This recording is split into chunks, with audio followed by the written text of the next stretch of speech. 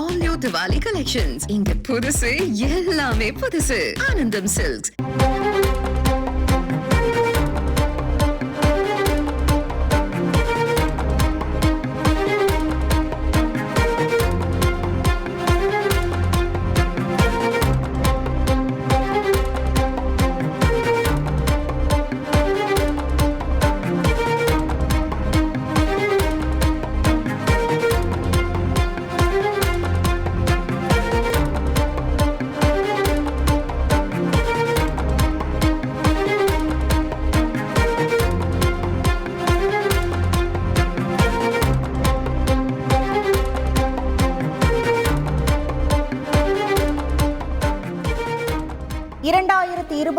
சட்டமன்ற தேர்தல் பணியை திமுக தற்போதே தொடங்கியிருக்கிறது.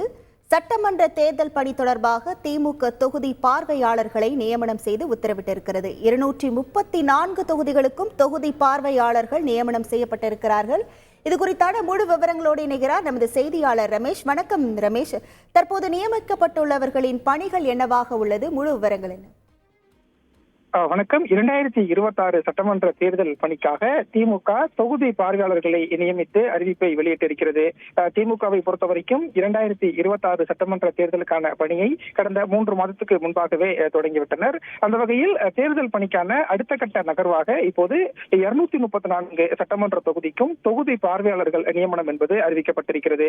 குறிப்பாக வரக்கூடிய நாட்கள்ல பூத் கமிட்டி அமைத்தல், வாக்காளர் பட்டியல் சரிபார்த்தல், வாக்காளர்களை சேர்த்தல், வாக்காளர் உள்ளிட்ட தேர்தல் பணிகளை ஒருங்கிணைப்பதற்காகவும் ஒவ்வொரு சட்டமன்ற தொகுதிகளிலும் நிர்வாகிகளுக்கு அந்த தேர்தல் பணிகளை மேற்பார்வையிடுவதற்காகவும் இந்த தொகுதி பார்வையாளர்கள் நியமனம் என்பது செய்யப்பட்டிருக்கிறது.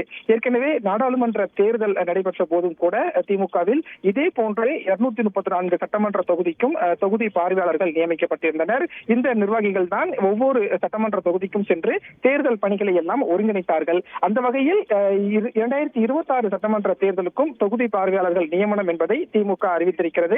எனவே ஆளுங்கட்சியாக இருக்கக்கூடிய திமுக இப்போதே சட்டமன்ற தேர்தலுக்கான பணியை தொடங்கிவிட்டதை பார்க்க முடிகிறது. முழு விவரங்களுக்கு நன்றி Ramesh. All new Diwali collections. இங்க புதுசு எல்லாமே புதுசு. ஆனந்தம் சில்க்ஸ்.